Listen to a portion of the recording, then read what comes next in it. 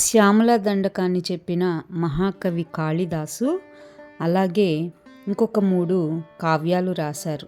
అవి రఘువంశము, కుమార సంభవము, మేఘ సందేశము. ఇవి ఆయన రాసిన కావ్యత్రయం అని కూడా చెప్తారు. వీటిల్లో మేఘ సందేశం గురించి ఇప్పుడు మనం తెలుసుకుందాం. ఈ కావ్యంలో కాళిదాసు ఒక విరహ వేదనని అనుభవించుతున్న యక్షుడిని గురించి చెప్తారు. ఆ యక్షుడు తన సందేశాన్ని ఒక మేఘం ద్వారా తన భార్యకి పంపించటమే ఈ సాహిత్యం. ఇప్పుడు కథలోకి వెళ్దాం. కుబేరుడి కొలువులో ఒక యక్షుడు ఉండేవాడు. అతని పేరు హేమమాలి. ఆయన విధి ఏంటంటే కుబేరుడికి పూజ కోసం పువ్వులు తీసుకొని వచ్చి ఇవ్వడం. అయితే ఒకసారి పూలు తీసుకొచ్చినప్పుడు ఆ పూలల్లో ఒక వెంట్రుకని కుబేరుడు చూస్తాడు. కోపం వచ్చిన కుబేరుడు యక్షుణ్ణి శపిస్తాడు. నువ్వు సంవత్సరం పాటు భూలోకంలో ఉండు, నీ శక్తులన్నీ కోల్పోతావు అని చెప్తాడు. చేసేది లేక యక్షుడు భూలోకంలో రామగిరి అనే ప్రాంతానికి వచ్చి నివసిస్తూ ఉంటాడు. 8 నెలలు చాలా భారంగా గడుస్తాయి. అప్పుడు ఆషాఢమాసం మొదలవుతుంది. ఆ సమయంలో ఇక బాధని భరించలేని యక్షుడు మేఘం ద్వారా తన సందేశాన్ని తన భార్యకి పంపిస్తాడు.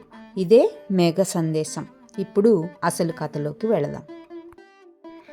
ఒక యక్షుడు తన కర్తవ్యాన్ని విస్మరించటం వల్ల యజమాని శాపానికి గురై మహిమలన్నీ కోల్పోయి కొలువు నుంచి 1 సంవత్సరం పాటు బహిష్కరించబడి చిత్రకూటం వద్ద ఉండే రామగిరి అరణ్యాల్లో తిరుగుతూ ఉంటాడు. ప్రియురాలి ఎడబాటుతో బాధపడుతూ 8 నెలలు భారంగా గడిపిన అతనికి ఆషాఢమాసం సమీపించినప్పుడు ఒక మబ్బు తునక కనిపిస్తుంది. తన వియోగంతో తన ప్రేయసి దుఃఖిస్తూ ఉంటుందేమో అనిపించిన ఆ యక్షుడు ఎలాగో ప్రేయసిని ఊరడించటానికని తన సందేశాన్ని ఆమెకి అందించమని మేఘుణ్ణి కోరతాడు.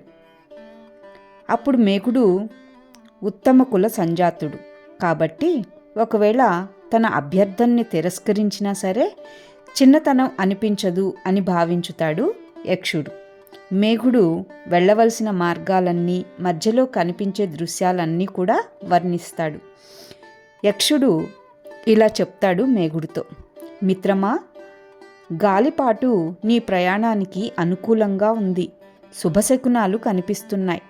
హంసలు నీకు మానస సరోవరం దాకా తోడు వస్తాయి. దారిలో అలసిపోతే కొండ కోనల మీద విశ్రాంతి తీసుకో. శక్తి తగ్గిపోయిందనుకో, తియ్యటి నదీ నీళ్ళని తాగు. మధ్యలో ఆమ్రకూట పర్వతం మీద రగిలే అగ్నిని నీ వర్షంతో తగ్గించావు కాబట్టి ఆమ్రకూటం నిన్ను మరువదు.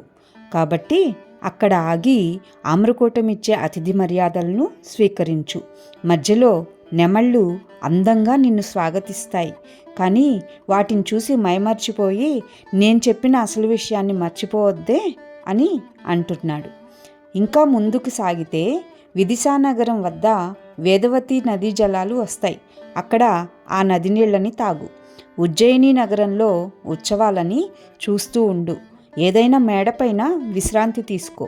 మహాకాళేశ్వరిని పూజా సమయంలో మృదంగనాదంలాగా ఉరిమి ముందుకు సాగు.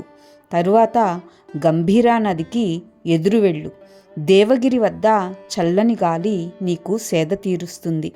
అక్కడ నువ్వు ఉరిమితే కార్తికేయుని నెమలి ఆనందంగా ఆడుతుంది. తర్వాత చర్మణ్వతి నది, దశపురము, బ్రహ్మవర్తము, కురుక్షేత్రము కనిపిస్తాయి. సరస్వతి నదీ జలాలతో పునీతుడువు కావచ్చు. పాలపొంగులాంటి గంగానది పైనుంచి వెళ్ళి హిమాలయాలను చేరుకో.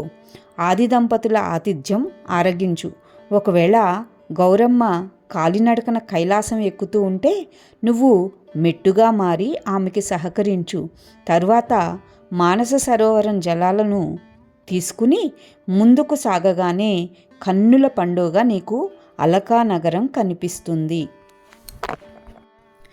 మిత్రమా, అలకా నగరం వర్ణనకు అలవి కానంత అందంగా ఉంటుంది. అక్కడ అనేకమైనటువంటి మేడలుంటాయి. నీతో సమానంగా అంబరాన్ని అంటుతూ ఉంటాయి. నీ మెరుపు నెచ్చిలి ఎప్పుడూ నిన్నంటి పెట్టుకుని ఉన్నట్టు ఆ భవనాల్లో సుందరాంగులు చాలా అందంగా ఉంటారు. వర్ణచిత్రాలతో, మధుర సంగీత నాదాలతో, ఇంద్రనీల కాంతులతో ఆ భవనాలు మెరిసిపోతూ ఉంటాయి. అక్కడ కుబేరుడి ప్రసాదానికి ఉత్తరంగా ఇంద్రధనస్సులా ఉండే నా భవనం దూరం నుంచే నీకు కనిపిస్తూ ఉంటుంది.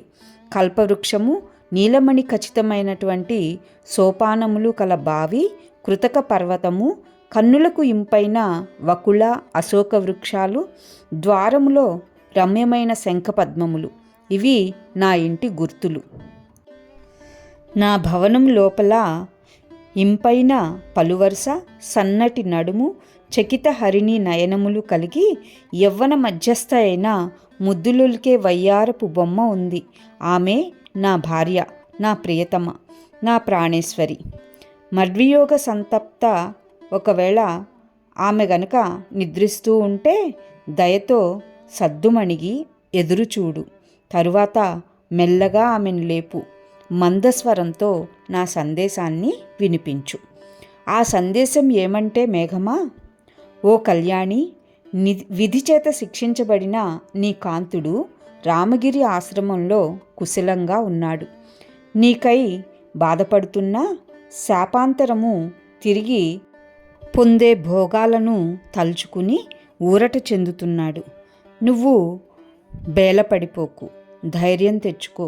కష్టములు కడతేరక మానవు. మిగిలిన 4 నెలలు శాపము త్వరలో ముగుస్తుంది.